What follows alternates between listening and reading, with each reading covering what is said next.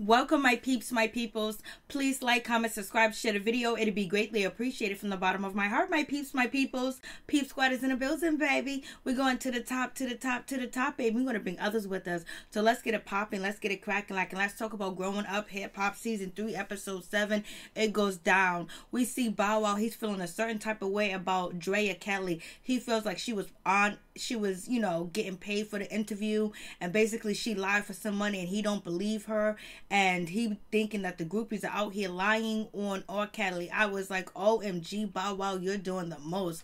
Yes, and Bow Wow was like, well, I did a song with that dude. And then, you know, Bow Wow mother was like, you didn't even get paid for that song. You didn't even get paid for the music you did with R. Kelly. And you out here rooting for him. It is what it is. Everybody needs to go down that has something to do with R. Kelly. The record label that knew what was going on and covering it up. The people on tour, the parents, the school, the police department, everybody that knew something that was going on with R. Kelly that had anything to do with it, that knew about the videotapes, that knew about anything, that saw it go on for years and they ignored it because the money was right and they were feeling all good. They was around a celebrity, they was around a legend, and they put all their moral compass behind or didn't even have a moral compass. It is what it is. But R. Kelly is locked up. He's behind bars and I don't know if he's gonna get out. I don't know if he's gonna see the light of day because they got racketeering charges on him. Racketeering, you know, basically tax evasion. I said racketeering like he's in a mob. No, tax evasion,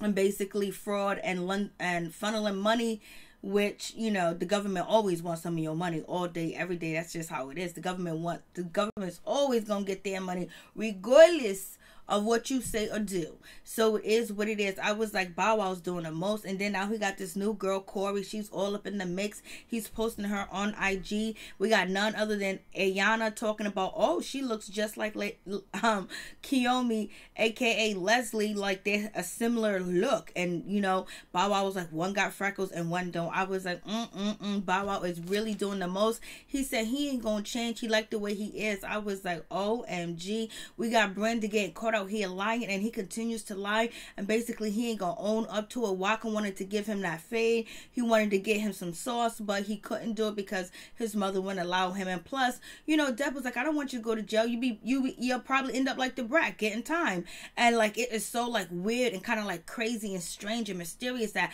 how Brendan came in and just, you know, got under Deb's breast, and basically he moved in, took her sunrooms, basically took on her son's identity and calling them brothers and family. He was lying that he worked with Diddy. He wrote songs for Diddy. He wrote songs for Fantasia. He wrote for Beyonce. He wrote for all these people. I was like, OMG. And he wrote for, you know, it was someone else other than Diddy. I was like, what's his name? Oh, goodness. What is that dude's name? Babyface. He wrote for Babyface. Like, you couldn't question that. Like, the Brat was like, yo, he was like 2 years old. I like, come on, you guys didn't know that this dude was just lying. Like, everybody was like, there probably was, you know, still going through the suffering and the pain of losing someone that they love and the way that they lost him, and knowing that, man, damn, we could have saved him. Maybe we could have did something. Maybe if I did that differently. And that's why Deb ended up taking Brandon in, and basically she coddled him and she treated him like her son because the house was empty, she was alone, and she didn't want to do that she didn't want to go through the emotions alone, and Brandon helped her get through that period of time. So basically Brandon was out here faking a funk, lying. Deb was in the music business. He went around town in Atlanta, told everybody he was writing music, doing this, doing that. I was like, OMG, Brandon's out here lying. Brandon, you came back onto Growing Up Hip Hop to get exposed, to like, yo, you should have stayed away. But it seems like, you know, Tammy, Waka, and Deb, their storyline is Brandon and Bow Wow in a situation with Leslie, you know, Kiyomi, whatever the case may be with that situation. So Brandon, you came back to get set up for a storyline. Then they talk about Brandon was ordering firemen, you know, equipment and outfits and uniforms off of Amazon. Basically, he was doing the most. Like, OMG, like, what is going on in Brandon's mind? He could have did a whole lot. Deb didn't even know who he was. She didn't meet his mother. She didn't meet his family. She just took him in, and basically to hide her pain. And that was very, very bad. And Deb felt very embarrassed about the situation. I would too, baby. For real, for real. So let's get into it. So let's talk about, this is Waka Flocka. He's getting upset. He's mad. He's angry. You know, he want to get at Brandon, but he can't because his mom won't let him. And I think he really knows that's the right thing to do. Even though the Brat thinks that Brandon should have got his. Yes, that's street justice. But what does street justice get you, Brat? You was just crying, you know, last week about all the money that you got to pay. And you don't have that type of money. So it is what it is. Brandon is being confronted. Brandon won't ask questions. He won't answer any questions that, you know, the producers are asking him about being a fireman, you know, like what was the steps to become a fireman, what did you do to be a fireman. He refused to answer the questions, therefore he is lying, because basically I would have been pleading the fifth. I mean, I would be telling him everything. Yes, I am. I wake up this time in the morning, this is the location, this is where I go, I call people. He didn't do none of that. He was embarrassed, he was shocked, he didn't know that they got him like that, and he was sitting there at dinner eating, but he was gonna eat, because remember Brandon said he didn't have an appetite. Bow Wow was like, yo, y'all foul, y'all got that guy there under the pretense that you're gonna have dinner, then you're gonna sock it to him. I was like, yes, they did. They got Brandon like it ain't nobody's business. Tammy's feeling sorry for him. She don't know what's going on. His mental capacity must be messed up. There's must be something that's wrong. Something ain't right with Brandon, because why would he do all this? Who would fabricate a story like this? Who would go through all this? Like, this is way too much. Brandon said that he's still lying. He's still lying. He won't own up and he won't admit to it. Brandon started talking about he's going through depression. Remember last time when he got into it with Maryjanetv and Lil Wayne people, and got into it with Tiny, and got into it with, you know, Maryjanetv. He said that, you know, he came out saying that he was gay and that's why he was acting up. Then people forgave him. Now this time he's saying he's going through depression and I deal with it. I have suffered through it. You can ask Deb or whatever. He's pulling out all the shots, and you know, Tammy's just like, yo. So, you know, this is a guilty man. This is a face of a guilty man. Guilty, guilty, guilty. If looks could say that you're guilty, right here, Brandon is guilty, baby. And so it is what it is. Deb don't want to own up or admit that she thinks Brandon is lying, because she don't want to sweat. She don't want her kids to go off. She just wants to basically move on from the situation, because she don't want her kids to be caught out there. She don't want none of that to happen, baby. She is not trying to have, you know, catch no case. It is what it is. And then we got none other than Ayana. She's out here crying. She said she feels freaked out. She feels skeeved out. Like, she's scared of him. Like, this is creepy. This is just way too much to deal with, because everything is a lie and he won't even own up to it. He won't even apologize. What was his purpose? What was his goal? What did he want to do at the end? What could have happened? And the guys at the table is Waka Flocka's brother, I guess Debbie's sons. So it is what it is. So we get to Bow Wow. He's chilling. I think he's with BT. I don't know if his name is BT, BM. I don't know. But anyways, he is, you know, the voice that Bow Wow needs to listen to, because he's just saying like, yo, what's going on with you? With this girl, Corey? You're moving too fast. She even looks like, you know what I'm saying, Leslie. And the situation, like, you're doing way too much, or you need to calm down. And he also gives us a hint that when Bow Wow drinks, he goes from 1 to 100. He gets out of control. He don't know how to act. He loses it. He's immature and the whole 9 yards, and he's worried for Bow Wow. And this is a way younger dude than Bow. He's in his 20s, and basically he's telling Bow, he's looking out for Bow and telling him the truth. Bow ain't even trying to hear it. I was like, And it was funny when Waka Flocka said, you ain't gotta lie to kick it to Brandon. So we have that situation. Then none other than Corey, she comes through, and basically she brings suitcases. All the dudes are like, she got suitcases? What you doing coming with suitcases? When you come with suitcases, you come to stay. You coming to put your clothes, your underwears, your toothbrush, your makeup, everything in the bathroom, in the cabinet. You're gonna leave half of it, so whoever comes through will see it too as well. You're gonna leave your underwears and your clothes. You're gonna put it right in the drawer to let him know that you moving in, you here to stay. But you probably gonna go home, but you want to make sure you leave them items around, so if anybody comes through, they got questions. So basically she's doing the thing. She's happy. She brings her girls and the whole 9 yards, and she's saying, this is my kitchen. She's saying, this is my house.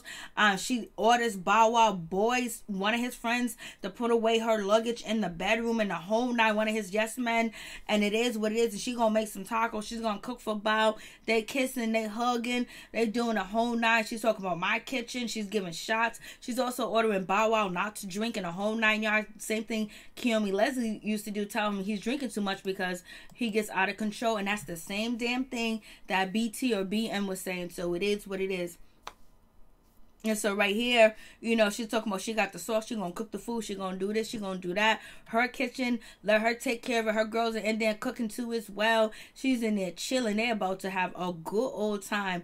BT is like, or BM is like, what is going on? What is happening? Yo, this is crazy. You know, you're moving too fast. You got suitcases. She's talking about my kitchen, our house, and this and like that. Like, yo, it sounds like you in a relationship. Bow's in denial because right now he's in the grace period. I think Bow Wow is happy to be in a relationship at the beginning. He likes the beginning part of a relationship when he's so attractive, he's so into the person, he just can't live without them, he's obsessed with them, and then boom, he gets tired and he throws them to the curve and ready for that new emotion. There's some people that love the beginning stages of a relationship and they want to relive that moment over and over, and then boom, they go give it to the next one. They're really detached from the situation with the person. It's just the emotion of being in a brand new relationship inflicts like, oh, maybe I can be happy, maybe maybe we can fall in love, I just can't live without this person, this is just so wonderful. And then okay, I'm tired of this person. And Bow Wow's immature as well, and so his boys is like, yo, what's going on? Pimpin' was like, yo, she's moving in, she's doing the same thing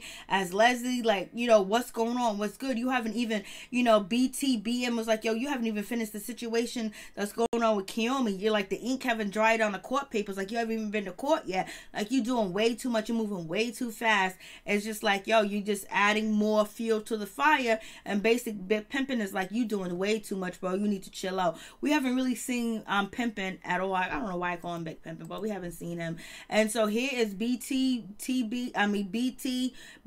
Basically, he's worried, he's concerned, he feels like Bow Wow is he's very dangerous to himself because he doesn't think correctly, he doesn't think logically, he only goes off of emotions, and it's a problem because he doesn't look at the situation he's already been in, and then he keeps going, he keeps adding fuel to the fire, he keeps going down that road when he knows how it's going to end, but he keep doing it. And he's just like, yo, this dude is just way too much. He's talking about Bow Wow drinking, being, you know, crazy, being immature when he drinks, going from 1 to 100. Basically, he's letting you know when Bow Wow drink, he turns up. And sometimes it's not in a good way. So he said that he was drunk when the situation went down with him and, you know, Kiyomi, Leslie, you know what I'm saying? So it is what it is. Everybody's telling on Bow Wow. Then we get up to the Brat. The Brat, basically, she is talking to none other than Deb, and basically Deb is calling to apologize and say she's sorry and all this other stuff. She shouldn't have, you know, invited Drea Kelly to come through, blasting the third. Brat was like, it's about time. So we get to this situation. This is Eazy-E's, you know, daughter's mother, basically, and this is Remarkable's mother. And Remarkable mother, you know, she got 1995 on her shirt or whatever the case may be, but you can tell, like, and she's still a beautiful woman, but you can tell when she was younger, she had it going on, baby.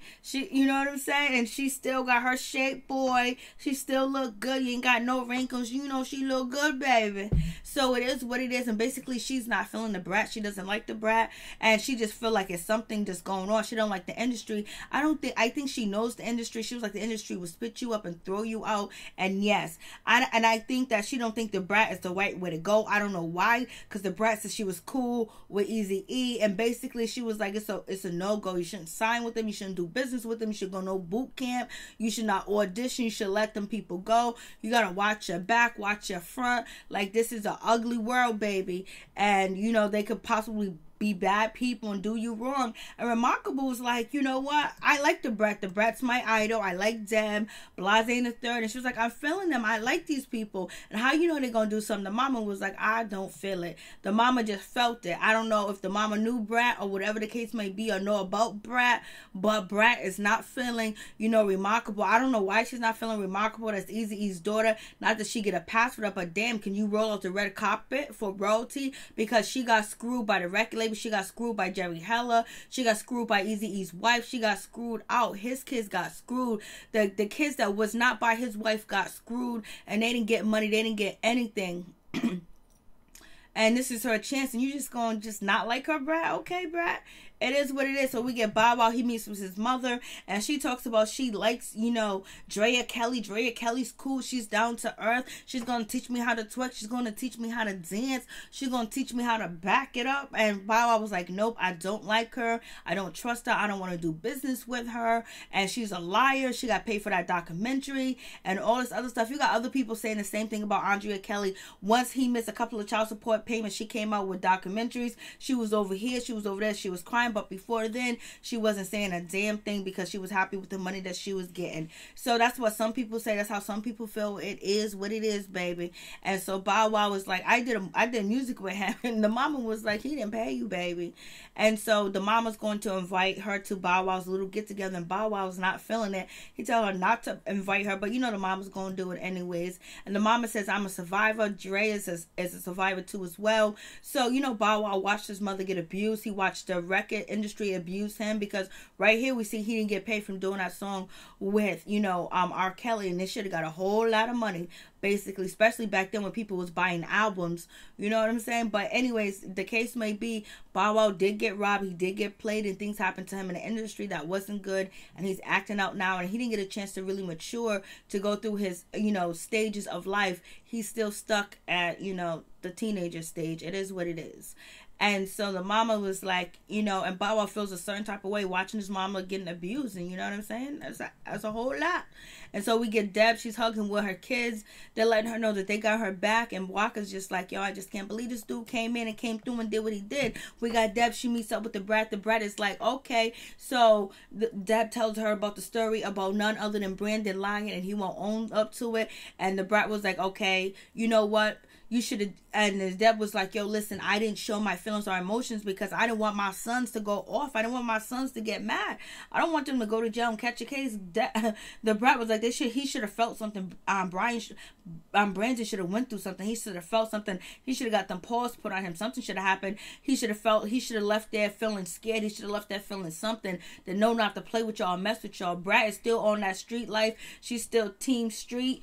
And, you know, she's got a case that she got to deal with civilly and pay money to. But she's telling Deb, you should have cried. You should have let them know. You should have shed one tear and tell them, get that mother sucker. So it is what it is. And basically, the Brat is feeling a certain type of way about Remarkable, and she ain't feeling her. And Deb is not feeling Remarkable either, because she came through by the way of Brandon. So, you know, they got their eyes on Remarkable, and they think that she's fake and she's shady just like Brandon. And that's not fair to judge her off of that, because that means that if Brandon's associated with Brat, because Brat talked to him and chill with him, but she said it was because of Deb. Deb was chilling with him, you know, what's his name, Waka Flocka, Bow Wow, and, you know, Tammy, and also Ayana and Shania. They was all chilling with Brandon. So that means that they're faking in bad people because they was associated with him. You know, she just met Brandon. She was associated with him. She don't know that he's out here lying and saying all this other stuff. She didn't even know that he wasn't even getting along, you know, with Ayana. You know what I'm saying? So, Ayana. So it is what it is. So they're judging Remarkable off of what Brandon did and not giving her a chance. And sometimes that shit happens just like that. Sometimes the people that you roll with can stop your blessings, baby, and create enemies for you. So you got to be careful who you with, careful who you chill with, and make sure you just get to know a person to find out their character. If they lie to you, if they tell you stories, if it's real, it's believable. When someone tells you a story, then you be like, and you feel like they lying, then it's disingenuous that whatever that person was giving off to you, and your intuition is working. So move forward and move on, you know. But sometimes people don't trust their intuition. So it is what it is. Remarkable is getting blamed for the shit. The Brat was like, I don't know about Remarkable, baby. You know, I don't give a damn if she's Eazy-E daughter. You know, she might be trifling. She could be this, you know. And, you know, who knows what type of games that she's playing, what type of scheme she's running. It is what it is. And Deb is just like, I don't know. Deb is broken. It is what it is. I don't know why she haven't been talking about that young man. So anyways, we got Bow Wow. He's chilling, you know, taking a picture with his girl. And, but, you know, that's when, you know, Ayana was like, yo, she looks just like, you know what I'm saying? She looks just like Kiyomi. You know, there's similarities. And basically, Bow is lying to, you know, Ayana about who he's dating because he's posting her on Instagram. Ayana wants to know what's going on, what's happening with the case. It may be like she's looking out for Bow or whatever. Bow's lying to her. BT was like, yo, he's lying. The whole girl done moved him to the crib. She done took over. And then she spills the tea about Brandon lying and copping outfits off of Amazon. And so Andrea Kelly, she comes through. She's with Bow's mother, Teresa. They having a good time. And then she's like, I'm going to teach her how to twerk. And Bow Wow was like, you know, once you reach a certain age, twerking is over. You can't be twerking. You know, you got to mature. You got to have that get out of your system. Well, then Bow, how come you haven't got your immaturity out of your system? And you are 33 years old, whatever age you are, you need to grow up and mature and pick somebody that is more like you, like, you know, Angela Simmons, and possibly go see therapy, go seek help, because you've been through a lot and you're acting out and you're looking for attention and you think you're still a little kid, but you ain't, baby. You're a grown man, honey, and you got a daughter, and the actions that you're taking could affect your daughter's future, baby, because you already know. Bow Wow's not feeling it. He don't want his mother chilling with Andrea Kelly or whatever, but he didn't kick her out as of yet. So he ends up talking to the Brat. The Brat was like, yo, you watch your back, watch your neck. We're Remarkable. You cool with her? Did you sleep with her? He was like, nah. He was like, yo, stay away from her. She probably got ulterior motives. She's down with Brandon. She's probably looking to get something from you. And Bow was like, I didn't ask her to do no music with me or whatever. And so he was like, so you heard her music? And then, because Bow Wow came to Remarkable show, but he came late. And the Brat was like, yeah, she's trash. She's horrible. But they were saying that she was good. They liked her voice or whatever. They wasn't overly impressed with her. But they was like, she's going to get a shot. But yet they done dissed her and talked about Remarkable. So Remarkable feeling a certain type of way. She's feeling the energy because her intuition is kicking in, baby. What her mama told is kicking in. And she feels the heat across the room. And she's looking at Brat, but she don't feel comfortable to talk to Brat. Because she was like, Brat is my idol, Blasing the third. Sometimes you just got to be careful who you think your idol is, your role model is, because they might turn around and slap you in the face and make you look stupid. We see it happen over and over. You be like, yo, you my idol. I love you. Next thing you know, that person is shitting on you, or you shitting on that person. So it is what it is, whatever the case may be. So it's going down. I'm just like, yo, I feel bad for Remarkable, or whatever the case may be. So she's feeling the energy. And then on top of that, she don't want to audition for boot camp. If you don't want to audition for boot camp, then don't. Just let it be. You know, but the Brat and the Deb are looking at Remarkable as someone that's sneaky, grimy, and a liar, and want to get something. And because she come from Brandon. Even though the Brat knows her father. Peace, I'm out. One love to all my peeps and my peoples. Peep Squad is in the building, baby. Please hit that like button. Please comment, subscribe, share the video. It would be greatly appreciated. And you guys, please check out my playlist. It'll be greatly appreciated from the bottom of my heart. Peep Squad is in the building, baby. We're going to the top, to the top, to the top. And we're going to bring others with us. Peace, I'm out. One love to all my peeps and my peoples.